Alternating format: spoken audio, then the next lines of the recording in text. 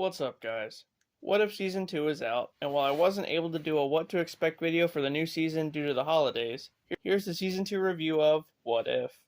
Episode 8 is, What If the Avengers Assembled in 1602? The episode starts with Loki reciting Shakespeare.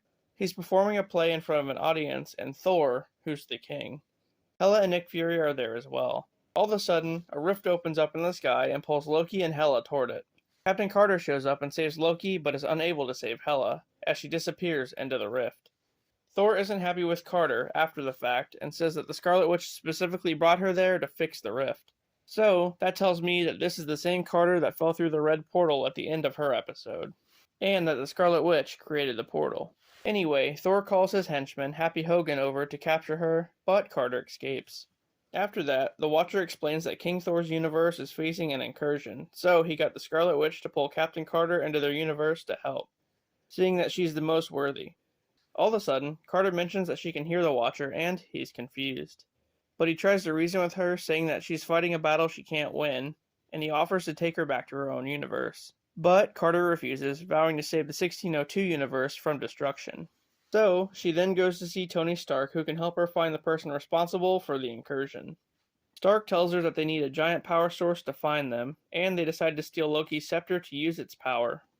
She enlists the help of Rogers Hood. Yes, Robin Hood, but it's Steve Rogers and his friends, Scott and Bucky. They're discussing a plan in a secret treehouse when Hogan and a group of Yellow Jackets attack. Carter and the others have the battle won until a destroyer shows up and burns the treehouse down. Carter fights the destroyer, and she tries to reason with Hogan, but she gets captured.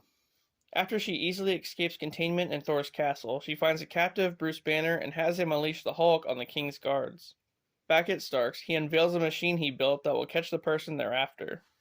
The team, which I guess we can call the Avengers, heads to Thor's castle to steal the scepter, but right when they're going to enact their plan, another rift opens and exposes them, causing a huge fight to break out.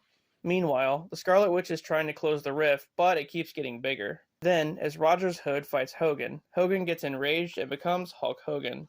Thor tries to kill Carter with his Allfather sword, but it strikes the ground and the castle begins to fall apart. After that, the two Hulks start fighting and the battle gets even more intense. With time running out and the rift opening even wider, Scarlet Witch and Fury turn on Thor to give the scepter to the Avengers, knowing that it's the only option. Stark pulls the Mind Stone out of the scepter and puts it in the machine he built. Then, the machine turns into a gauntlet that Carter puts on, and a green light fills the room, exposing Rogers Hood as the one responsible for the impending incursion. When Carter confronts him, Rogers tells her that he remembers fighting Thanos in Wakanda, which is basically the scene from Infinity War. When he goes to punch Thanos, he strikes one of the Infinity Stones and it sends him to the 1602 universe. After that, she reluctantly uses the gauntlet to send Rogers back to his own timeline, closing the rift and saving their universe. Sometime later, Carter's sitting in a pub somewhere when Doctor Strange walks in and says he has a story to tell her. The end. This was an action-packed episode, probably my third favorite so far in Season 2.